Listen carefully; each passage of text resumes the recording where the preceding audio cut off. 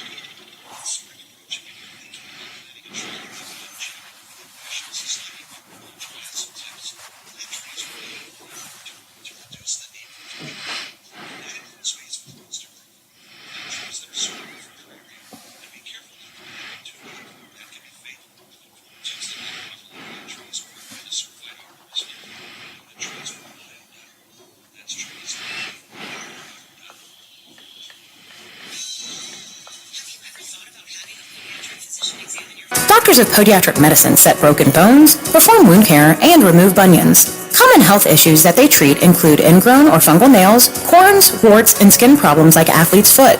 Foot exams are easy and can prevent many problems. If you can't walk, work, or enjoy sports activities without pain, what are you waiting for? To find a podiatric physician who is a member of the Ohio Foot and Ankle Medical Association, visit associationsadvanceohio.com. We live for piles of paper, countless calculations, and exact, on-the-button balances. More than a phone call at the end of the year to make sure you're square with Uncle Sam. We're an internal resource to run payroll, manage bookkeeping, handle accounts payable, prep and file taxes, and consult for the long-term financial health of your business. Always exact. Glessner and Associates. Over the years, you've brought opioids into your home. They helped when you were in pain, and you held on to them just in case. But holding on to opioids puts your family at risk. Learn more at www.fda.gov/drug disposal. Are you struggling to make payments due to an unexpected financial obligation or loss of income? Are you receiving calls from debt collectors? Are you feeling overwhelmed and unsure of what steps to take next? Then you need the experience and expertise of attorney Tom McIntyre and his staff to help guide you through these temporary hardships. Want to hear more about how Tom can help? Then call 877-456-4155 and receive a free copy of Tom's ebook, When Bad Things Happen to Good People. Tom's ebook covers many questions people have about bankruptcy and includes interesting stories about people who tried to avoid filing and people who have filed for bankruptcy. We think you'll be surprised to learn some interesting facts about bankruptcy. Call 877-456-4155. Come to the Nailers Marvel Superhero Night, Saturday, May 1st. Meet Spider-Man. Join the Marvel Superhero Costume Contest. Plus, participate in an in-game specialty Spider-Man jersey auction. Buy your tickets now for Marvel Superhero Night, Saturday, May 1st, puck drop 7:10, and for Sunday, May 2nd, when the Nailers battle the Indy Fuel at 4:10. Call 304-234-GOLD or visit wheelingnailers.com. This is Nail City. Now, during the Jim Robinson Ford Lincoln Toyota Pre-Owned Super Sale, select from over 80 vehicles in stock starting under $5,000. Most are local trades, many with one owner. Hurry to Jim Robinson at the Highlands, home of lifetime powertrain protection. Now, during the Jim Robinson Ford Lincoln Toyota Pre-Owned Super Sale, select from over 80 vehicles in stock starting under $5,000. Most are local trades, many with one owner. Hurry to Jim Robinson at the Highlands, home of lifetime powertrain protection. Hello, everyone. From the Watchdog, I'm the Storm Tracker Darnell Foster with a look at your local weather forecast for your Thursday. Rain showers and thunderstorms likely with a daytime high near 70 degrees. Chance of those showers sneaking through the evening and the overnight. Otherwise, mostly cloudy with a low of about 50 degrees. If we see those showers through the overnight, they might linger through the earlier part of your Friday. Otherwise, clouds breaking for sunshine. Temperatures near 60 degrees. Have yourself a great day, everyone. From the Watchdog, I'm Darnell Foster. The views and opinions expressed on the following program are not necessarily those of this station or its sponsors. This is the Watchdog Morning Show with Howard Monroe and Brad Leonard behind the board in the producer's chair.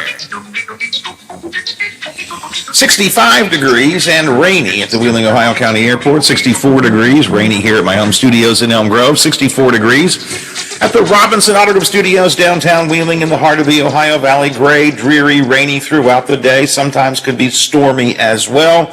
Up to 70, so not a whole lot warmer, but up to around 70 today. Not the world's best day, not a terrible day. Just make sure you take your brelly with you if you're going to go. And then tomorrow we'll get cooler, down to 60, maybe in the upper 50s tomorrow. A little bit of lingering rain, but once we get past the morning rain tomorrow, the rest of the weekend should be pretty nice, and I'm hoping for a good sunny and nice weekend because it's Teddy's birthday. His sixth birthday parties are set for this weekend. A little family gathering on, I think it's Saturday, and then a big and it's growing every day. We get more, not we, but his parents get more RSVPs from all of his little friends at school and his playground friends. And Biff, I'm a little worried that a couple of the girls may meet each other for the first time. Yeah, there is that. You know, his school girlfriend and his playground girlfriend could meet. You better give him some tips. It reminds me of the old Seinfeld episode where George was dating and Yes. he wanted to keep his date separate from his friends at work because he said that, you must keep relationship George separate from friend George because when the two meet, worlds collide. Yep. Yikes. Let's hope it all works out for Teddy. Now, the nice thing, I said this before, I may have said this again yesterday, if not. The one thing I really, really have come to realize, Biff, is how kids, they just play together. They don't care who they are, who their parents are, what their background is, where they go to school. They just play, everybody plays together. We hit the Ogilvy playground every Tuesday because he does meet his little playground girlfriend up there. And boy, oh boy, if one of them is late, she was late this week, and Teddy, he came down and sat on the bench with me and just hung his head. She's not coming, Granddad. It's not Teddy. Maybe her parents had to work today, or maybe she had some extra work to do at school. She's not coming, Granddad. And then all of a sudden you hear screaming from the hillside, Teddy, Teddy! And there she is, and he looked at me like, you idiot. He goes, I told you she didn't have to work. And they go off and play. But what's fascinating is every single kid on the playground, and other than his little friends, I have no idea who these kids are. They're not school friends. They're not from the neighborhood. There's people coming to the playground. Every kid just comes together and plays together, Biff. And you love to see that. And that's the way it should be. That's the way it should be. I don't have any idea what the socio-economic background of any of the parents are. I don't know where these kids go to school, if they're an elite student or if they go to a public school, if they are good students, bad. I don't know. Here's what I do know. They get together in the playground and they all say, hey, can we play? And they do. And nobody fights. Nobody gets mean. Nobody is excluded. You never feel like you're going to be. In fact, sometimes some of the kids will stand on the outside sort of looking in, like, and the other kids go, you want to come play with us? Why in the world, when does that get beaten out of us, Biffy? I don't know. When do we, quote, grow up and that whole thing fades away? The idea of we all just get together. And just get together and play. I don't care what your parents are like, where you're from, and nobody's, and I guarantee you, in that group of parents that are there with these kids at the playground, Biffy, that there are probably a number of them that are, how am I going to say this politely? Not in my political camp. Okay? But nobody's talking politics. Nobody's talking about Trump or Biden or insurrection. Nobody's talking that. Why? Because we talk about the kids. And maybe ice cream. There's a lot of ice cream talk that goes on as well. But we grow up, air quotes there, we grow up, and then we start to say, I don't know if I want to play with that guy. Oh, look at his parents. I don't think I like his parents. I mean, when did that happen? When does that happen? What time in life does that happen? It's depressing to me. But anyways, they all play. So the playground friends are coming to the party. The school friends are coming to the party. The neighborhood friends are coming to the party. Family friends are coming to the party. And we'll just have a good time. And Granddad will be tired by the end of the party. Oh, for sure. I got the lecture from my my daughter-in-law yesterday too, Biffy. I asked Teddy, I said, Teddy, I did this thing. I said, Teddy, I probably won't get you anything for your birthday. Yes, you will, Granddad. I said, no, I'm not getting you any birthday presents. Granddad, I want toys and Lego plushies and Iron Man plushies. And I think to myself, all right, I got toys, but I don't have any plushies. So I came home and quickly looked up online, and I ordered like 6 plushies. Oh, no. Oh, no. And my daughter-in-law says, oh, my God. And my only answer is, well, that's what he said he wanted. It's what he said I wanted. I want to make sure he got him. So anyway, birthday weekend coming up this weekend. 8:18 here on the Watchdog Morning Show. Want to get to Biden's speech. Also, I'm going to try to find some time to talk about a little text I got, Biffy, having to do with Wheeling Central's prom. Did you see that? Yes, I did.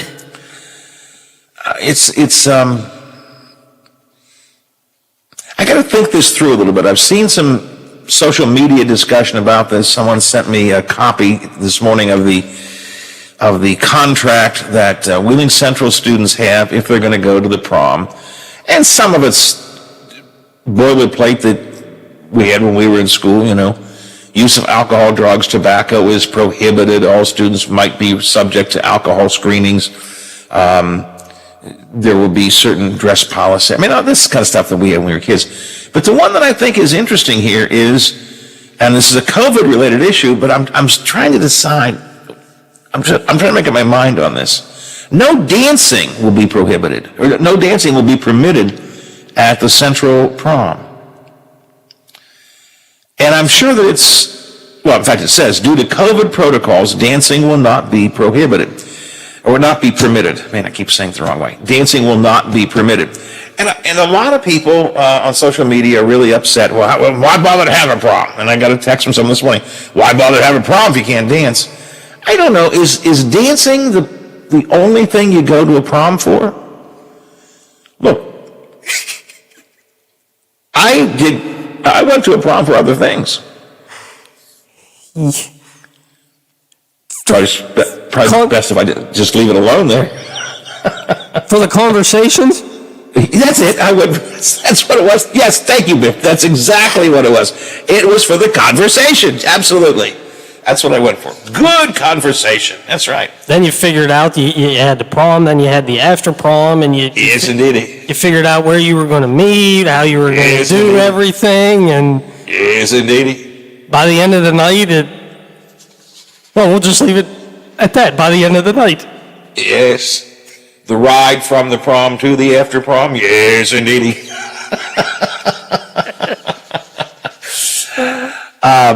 And I may have, look, I'm not a dancer. Anybody who knows me knows that. There was a song once upon a time, I can't dance, don't make me. That's me. That's me, absolutely, 100% completely.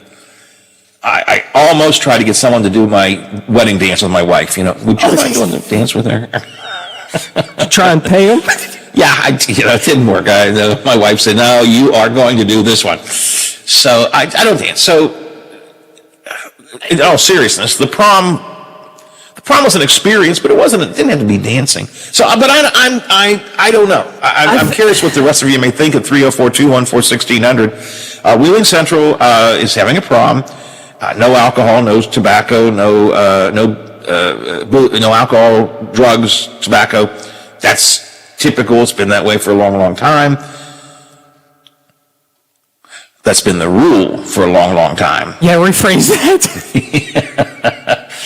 Not necessarily saying it's the way it's been for a long, long time. Children, follow the rules. Children, you must follow these rules. Like I did. Yeah. But I don't know. Is dancing the definition of the prom? I don't know if it's the definition, but I would say percentage-wise, it's a huge percentage of the prom. I mean, other than that, if you're not dancing, you're probably talking to your buddies or standing in the corner working on your 6th Mountain Dew. I mean, it's a majority of what happens at prom. Because I know otherwise you're either standing around or you're sitting around, you're talking, you're doing whatever else you do when you're not dancing. So I mean, I don't know how they have it situated or where it is, but if you have tables and whatever else, I mean, are the kids just going to be sitting at tables talking to each other the whole time? I mean, I don't know. And certainly I would agree that dancing was the way to kind of break the ice, Otherwise you would maybe break up into your own little groups, just hang out with your own little groups, but dancing was a way to say, hey, you want to dance? I mean, I get that. But I guess I don't, I understand why they have a prohibition against it. It's the COVID thing. I just don't think that, again, I've seen some people online, and again, got a text this morning. Why bother to have it if there's no dancing? Well, because there's other things to a prom than dancing, and this is a COVID year, and I don't know. I just think some people get too upset about things. You can have a prom and not dance. Now, I'm sure there'll still be a DJ or music of some kind. It's not like they'll sit in silence.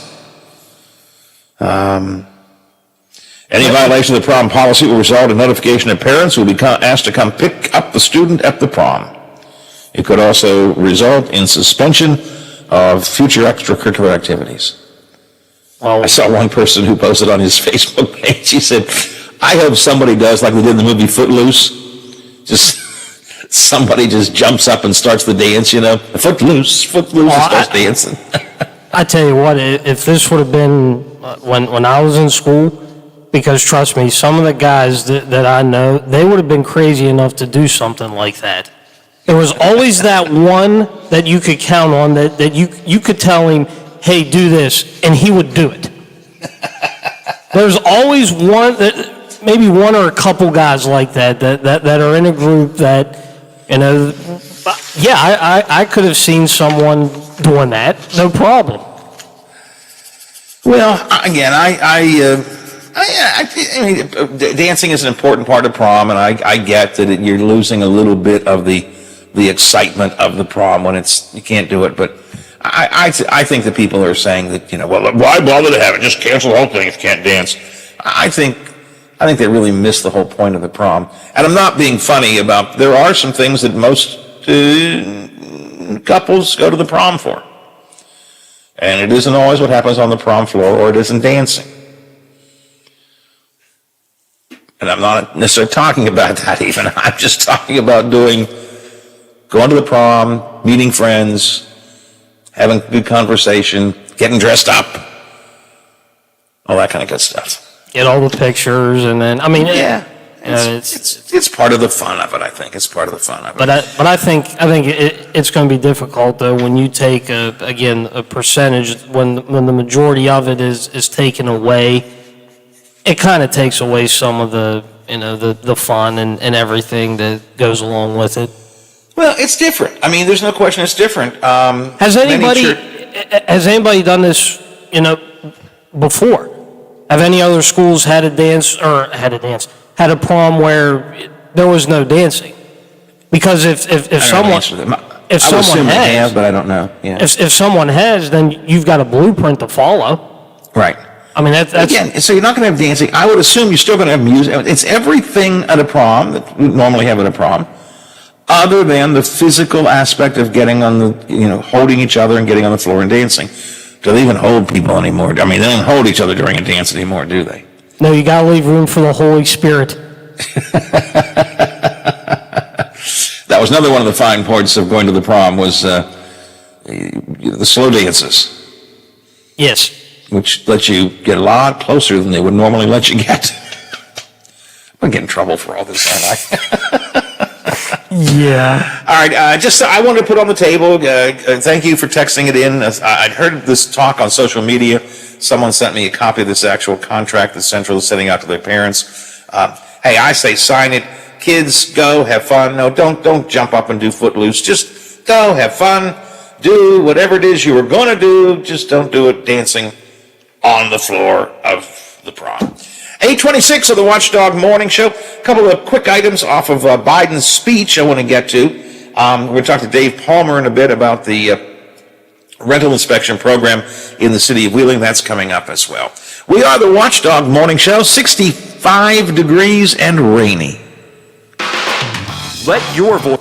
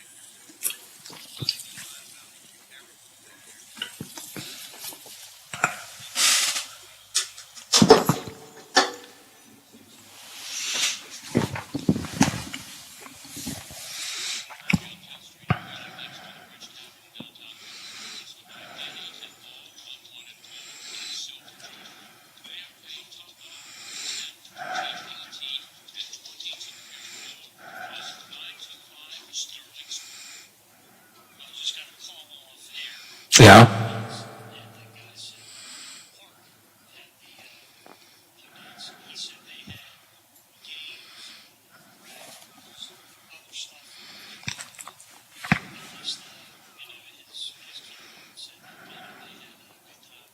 Good. I just got a text on that too, so we'll talk about that when we get back.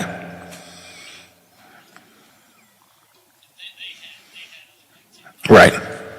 That makes sense. Okay, that gives us, we'll kick that around for, 2 minutes, and then we'll take a break. Dave Palmer's at 8:40. Mm-hmm.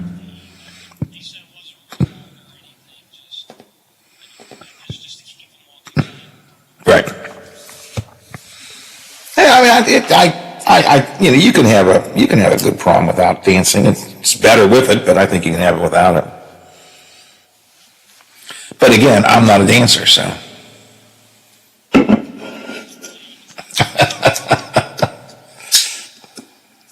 You can be certain that you always get a great deal and the best service afterwards.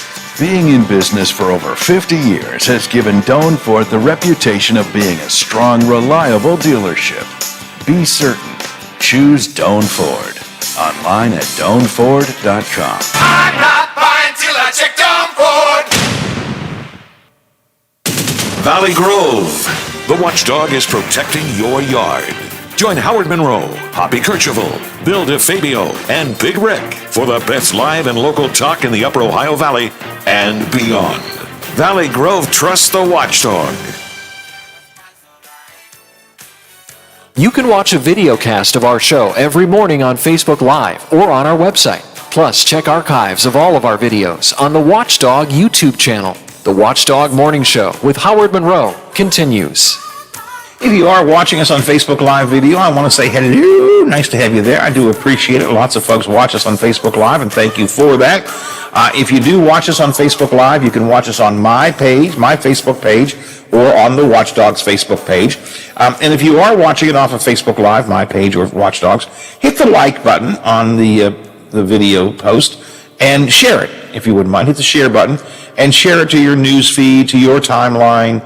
If you're in groups that you think might be interested in watching the video of this show, do that as well. So like and share off of our live video feed on Facebook. And if you don't watch it on Facebook, you can watch it at watchdognetwork.com, or you can get the archives at YouTube and the Watchdogs YouTube channel.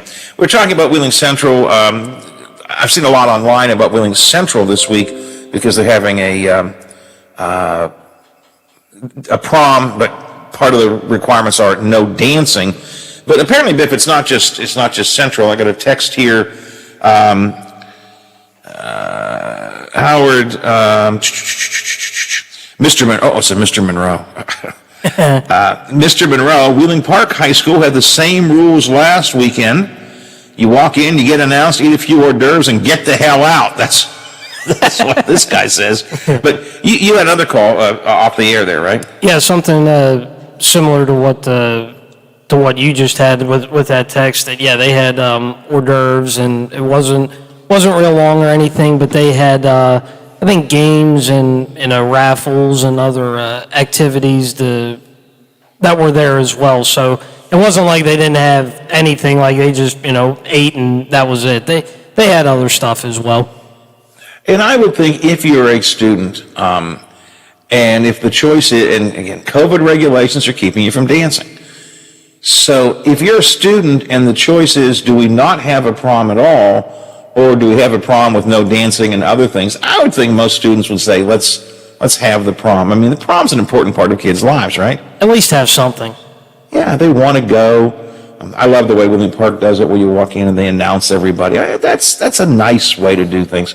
Everybody gets dressed up. So I think given a choice, well, if there's no dancing, should we cancel the prom? I would guess that most students would go, no, don't cancel it. We don't like it, but don't cancel it. Text line 304-214-1600. Howard, I'll bet if it was Teddy's prom, you'd be up in arms. Teddy doesn't need a prom or dancing to make girlfriends. He's got enough as it is. He's got the playground. He's got the playground. That's right. Doesn't need a prom. So I thought that was kind of interesting. Beth, before we take a break, let's get a quick look at least. I've been trying to talk some about Biden's speech last night. Not technically a State of the Union speech, but an address to the joint session of Congress. A little unusual because there were only 200 people allowed in the House chambers. There's normally every member of Congress, every member of the Senate, the Supreme Court, the cabinet, special invited guests, all this kind of stuff. This was because of COVID there as well. Not the same thing. Got all the way to just 200 people. Only 200 people were in the stands. It had the trappings of State of the Union. It looked like a State of the Union speech, but it was not technically one, and it certainly didn't have all of the people who normally were there. And the president did a fine job. He outlined, I think, some really good policies in my mind, some very good policies representing the progressive point of view, talking about the social safety net, gun control, vaccinations, all those kind of things. As I said at the beginning of the show, he is not an orator of the caliber of Barack Obama. He does not give you don't just watch that speech and go, man, that guy's good. And I'm positive the right-wing talk show hosts and so on will criticize him for his delivery, and occasionally he's stumbled a bit. A couple times you could tell he was reading the teleprompter. I know that the right-wing will criticize him for that.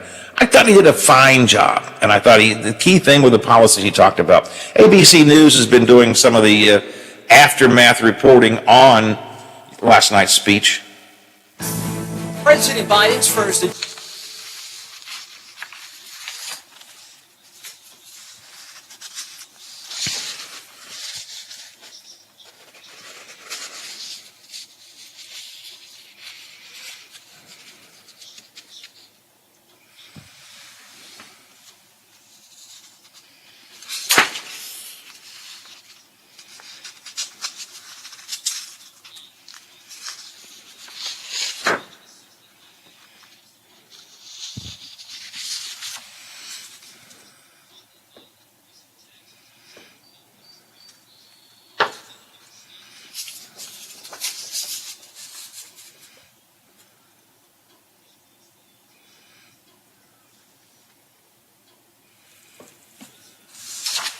on immigration and gun laws. This shouldn't be a red or blue issue. Brian Clark, ABC News. The president did spend some time talking about gun laws. Now, he did certainly show support for police, however. The vast majority of men and women wearing a uniform and a badge serve our communities, and they serve them honorably. We have to come together to rebuild trust between law enforcement and the people they serve, to root out systemic racism in our criminal justice system, and to enact police reform in George Floyd's name. Now, the response was given by Senator Scott, and it was, by the way, and we all make mistakes. We all make mistakes, but boy, was this a doozy. The anchor of the CBS Evening News, Nora O'Donnell. Nora O'Donnell says, when we come back, we'll have the Republican response from the only Republican lawmaker in the U.S. Senate. And I was watching that and I went, no, it's 50-50. When we came back, she had to say, the only Republican African-American lawmaker in the U.S. Senate. Hey, it's just a mistake, but it really jumped out at me. It jumped out at me. Let's see. So what did Scott says that he thinks that Biden and the Democrats are pulling the country further apart. You promised to unite a nation, to lower the temperature, to govern for all Americans, no matter how we voted. This was the pitch. You just heard it again. But our nation is starving for more than empty platitudes. We need policies and progress that brings us closer together. But 3 months in, the actions of the president and his party are pulling us further and further apart. I think, I've talked this before though, one of the differences between what people in Congress and the Senate think and what the general public think is bipartisanship doesn't necessarily mean only accepting what the elected Republicans think, but rather looking at what the general public thinks on issues between the left and the right. And while a lot of the elected officials feel that he's pushing one agenda and not listening to them, and therefore is not bipartisan, I think if you talk to the general public, it's a bit different. Senator Scott said that the Democrats want a partisan wish list on this infrastructure bill. Republicans support everything you think of when you think of infrastructure. Roads, bridges, ports, airports, waterways, high-speed broadband. We're in for all of that. But again, Democrats want a partisan wish list They won't even build bridges to build bridges. The problem is none of that's true. That's just, he seems like a nice guy. He gave a good delivery, but it bugs me. And also, and I'll repeat what I've said last hour, and I've said year after year after year with Democrat and Republican presidents, I don't know why there's a need to have a Republican response when a Democrat president speaks as president, or a Democrat response when a Republican president speaks as president. When they're speaking in their official capacity, that's it. That's the speech. You cover it because it was a presidential speech. Go out and ask people afterwards, but there's no need for a Republican response. It's this, everything has, we have to have two sides to everything kind of stuff. Not always. All right, what's the other side of the rental inspection program? Dave Palmer is going to join us to talk about that coming up in a minute. And we'll talk more about Biden's speech in the next hour, including a look at his plan to have the wealthy pay for it. We'll talk with the guy who's written a book about the wealthy, Chuck Collins. That's coming up next hour. Dave Palmer is next here on the Watchdog Morning Show. The WTRF Channel 7 News Update is brought to you by Thomas Auto.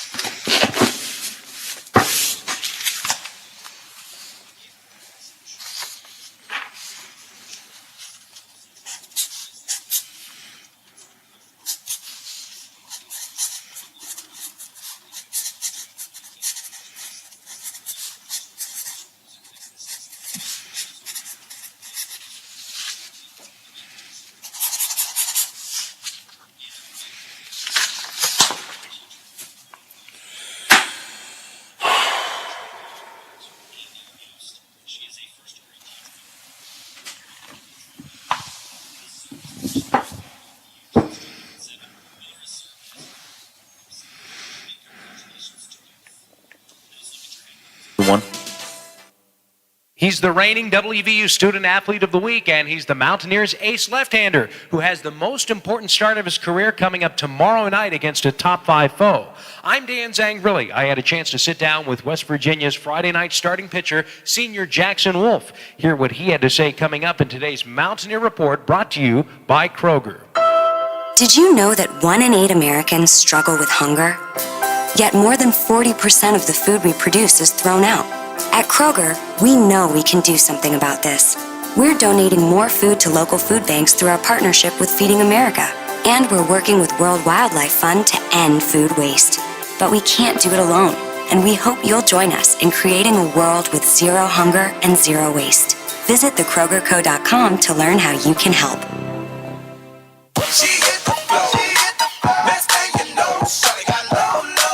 Love getting prices that are lower than low on backyard favorites like grill-ready hamburgers and fresh-picked strawberries? Then shop at Kroger. We give you more ways to save on the fresh you love with tools like the Kroger app, where you can find personalized coupons on top of weekly sales. Plus, rewards like fuel points, giving you prices that are lower than the everyday low. Kroger, fresh for everyone. West Virginia starter Jackson Wolf went undrafted last year, largely because his season was canceled right before the Big 12 opener. March 12, 2020 was a Thursday. The following day, Wolf was to go toe-to-toe with eventual Dodgers first-round draft pick Clayton Beeter. If that game was played, Wolf may have been drafted in the truncated 5-round draft last summer. He wasn't, so instead he returns to West Virginia for his senior year. He's had plenty of moments to shine this year, and you better believe he certainly has. Kind of the thing that I was missing last year was the matchups against other elite prospects. And so that definitely holds a lot of pressure. And I think once I had, my Friday night experience last year and, having my confidence coming in this year, I've had a couple opportunities to pitch against other guys that are going to be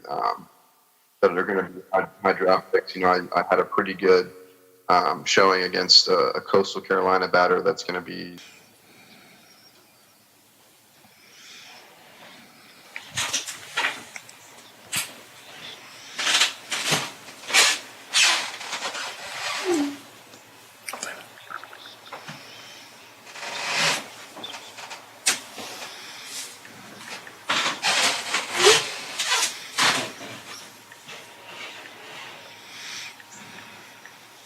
I'm Dan Zangrilli with today's Mountaineer Report, presented to you by Kroger here on MSN, the Mountaineer Sports Network. For all of your IT needs, visit OmniPerforms.com. Omni Strategic Technologies, the only IT company that the Watchdog trusts.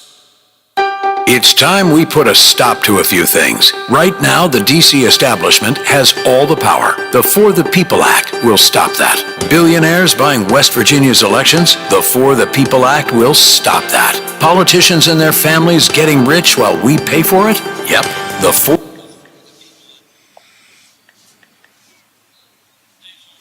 Okay, thank you. For the People Act, paid for by Represent Us. It's time we put a stop to a few things. Americans voting on machines that aren't made in America? The For the People Act will stop that. States using hackable voting machines with no paper trail? The For the People Act will stop that. Elections with no way to do careful audits or recounts by hand? Yep, the For the People Act will stop that too. Senator Manchin, you've always had West Virginia's back. Don't stop now. Stop election interference and support the For the People Act, paid for by Represent Us. You can vote in our Watchdog poll and read commentary in our blogs on watchdognetwork.com. The Watchdog Morning Show with Howard Monroe continues.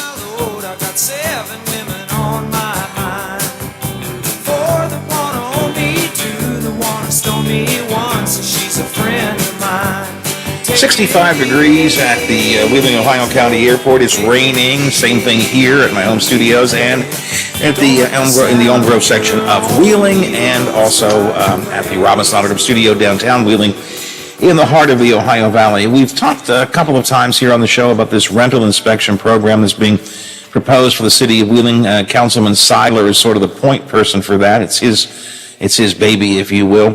Councilman Dave Palmer is with us right now to offer his thoughts on it. Dave, I don't want to put any words in your mouth, so I'll simply ask you, how do you feel about it? But it does seem to me, based from what I kind of read, some comments in the paper about what you said at one of the recent meetings, that you at least have some concerns. Is that fair? That's very fair, Howard. Start out by saying that I admire and appreciate what Councilman Seiler is trying to do here.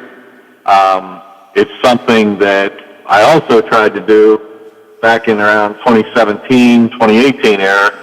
And at that time I realized it was an overreach. And I still think what's being proposed right now is an overreach with respect to our landlords. In what way? How an overreach? Well, we have many, many good landlords, and we're creating an ordinance, in my opinion, to single out 4 or 5 bad landlords. And I really find that unfair. I'm not a favor of mass punishment. I think there's a way, and I'm not sure exactly what that way is, and I hope we continue to work to that way, where we can do something that will trigger or require an inspection for the so-called bad landlords, whether it be exterior complaints, property maintenance issues, exterior observations by the code officials, something of that area that would allow us to go inside and inspect problem properties and not burden the current property owners. I mean, I have constituents out here that own numerous properties, and I mean, I see owners, not not workers, but owners of these properties daily, going around fixing things. And they don't have time to fill out paperwork and do self-inspections and, pay a $25 fee, which I'm adamantly against. So I think that if we keep working towards something, we can come up with solutions.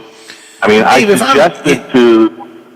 If I'm a tenant, Go ahead, I Howard. think I would respond to you by saying, "Hey, I have problems at my if I'm a tenant in a place that's got problems." I think I'd respond by saying, "Yeah, but there have been problems all along. The city has not done anything to enforce the code, and I go to my landlord and he ignores me. So, what do you?" And I've heard those complaints, and I've seen those actually to be the case. So I'm not sure that the status quo really has done the job. I'm not saying we go status quo, Howard. I'm saying we can come up with a better solution to what's being proposed. I wish I had all the answers to this. This is a very difficult situation, and I just want to keep working towards the solution. But I am not in favor of the current draft ordinance that's been presented. Let's set the fee aside for a minute, because I think that is an arguable issue and I think you may see other council members probably agreeing with you on the fee, or at least the $25, maybe decreasing it. But and I'm not a landlord, so maybe I'm wrong. I don't understand how difficult it can be one time. I mean, it's in the beginning of a process to look at a checklist and say, yes, I've got windows in the house. Yes, I've got handrails where they're supposed to be. Yes, the heat works. I mean, I don't understand why that's a burden, Dave. I don't get that. Why is that a problem? You call it paperwork, bureaucratic paperwork, but what's the big deal? Do you meet these standards? That's it. Nobody's coming in to double check you. The self-inspection list is all that you have to do to begin with. But maybe I'm missing something, so help me understand it. Well, if it's as simple as what you explained, and let me start off with saying I am not a landlord either. I own no rental property. But it's not as simple as what you're saying. The checklist is a little bit more in depth. There's some questions that I have. For example, a simple thing is, if I own 20 units and I don't have peepholes in my doors, do I have to go buy 20 doors? That to me is just a little bit of an overreach and a cost factor. And again, I wish I had the answer to this, Howard. And I've talked to people. I've talked to landlords about it. I've talked to code enforcement officials about it. And I even talked to the city solicitor, as I started to say, is if we have a problem in a certain area, can we target that area? Why do the people in Elm Grove have to be more burdened, in my opinion, not yours, but mine, on something where the problem is in a different section of the city? So I don't know if that's possible, but I'm asking these questions. And again, we're going through the process, and I'm happy that Councilman Seidler is, allowing the process to continue, and I want to get it right. And I just don't want to do something that we may regret later, or may not even pass. So I'd like to be able to come out of committee. I'd like to be able to come out of committee with something that council would be, as a whole, would be on board with and willing to pass. Dave, every time I've talked about this, not just this time, but over the years, I begin by saying the overwhelming majority of landlords are good people and work their best to make sure that they have buildings that meet health and safety standards. Overwhelming percentage. But the reality is there is a percentage of landlords, and sometimes the percentage of landlords that have bad property have lots of them. I mean, you would agree there is a problem, right? I agree there is a problem in certain areas and with certain landlords. And that's why I'd like to work to punish the ones that are guilty, but not punish anyone that's not guilty. It's hard to argue with you, because I get your point that you don't really have the answer, but you think there needs to be a different approach. But I go back to, if you don't have some kind of a system like this, something similar to it, and I haven't seen the checklist, so maybe one of the first things is to look at the checklist and say, is this too complicated or too detailed? But if you don't have something like that, I don't know where you begin. I mean, I don't, I don't know, maybe we should have an office of landlord enforcement or of tenant enforcement or something where tenants can call and complain. You don't want to get into snitching tenant. I don't know. I kind of like this idea, I guess is what I'm saying, but I hear your concerns, and I do recognize the vast majority of landlords are good people, but of those who are bad, they tend to have a lot of property. Yes, you're correct. They do. And again, that's why I want to keep trying to work towards a solution of some sorts. And like you said, I don't have the answers. I wish I did. I wish I could pull this rabbit out of my hat. But, you know, the end line, Howard, is a lot of times we can go in and we can find people. I mean, just as we do with property maintenance violations and so on and so forth. And when they get to court, the judge finds them guilty, fines them, and they don't pay their fine. So we need more recourse there. We worked on some legislation, and I don't know whatever happened to it with the state government, where if you don't pay your municipal court fines, we'll suspend your driver's license. Mm-hmm. So then if we suspend your driver's license and you're caught driving while suspended, now you're in more trouble. You can't go to work. You can't, so on and so forth. You can't be out doing things. You can't be buying property to work on them. And if you're caught driving with the suspended license, it's a larger fine again. And, so many offenses on that, I believe there is some jail time associated with that. So, this is something that we need to work with the West Virginia Municipal League more and come up with a solution that is favorable to the good landlords and punishes the bad landlords. All right. Well, I get you there, and there are a lot of holes in the system that need to be plugged somewhere. But again, I think it comes back to my argument is the system as it is isn't working. We need to come up with something else. I guess we just have to figure out what that something else is. Are you opposed to any fee at all if there is a system of some kind? Again, you and I can say we're not sure what it'll be. You don't think there should be any fee of any kind? I do not. Not at this time, Howard. Let's see how the process continues out. But at this time, I am not in favor of a fee. I've also asked for more definitions, more clarity on some of the topics on the proposed ordinance that I haven't really gotten yet. So, again, I'm trying to. Are you talking about the checklist, or what do you mean topics? What are you talking about? Well, there's one area where public housing was exempt, which I understand because of, they have inspections already, but it says all other high-rises. So if I'm a private owner of a 10-story high-rise and I'm putting a bunch of lofts in there, am I exempt from this? And why am I exempt when, the average guy that's only got one or two units has to do this? So if we're going to do something, I want to make it. That's a really good question. I would certainly say that doesn't make any sense. I get the public buildings, but if you're a private, if you're a private owner of a high rise, and we're seeing more of those these days, you should have to be subject to the same regulations. I agree, and Councilman Seiler said something that took me back a little bit the other night when he said, it's not like people are breaking down the door to invest in Wheeling.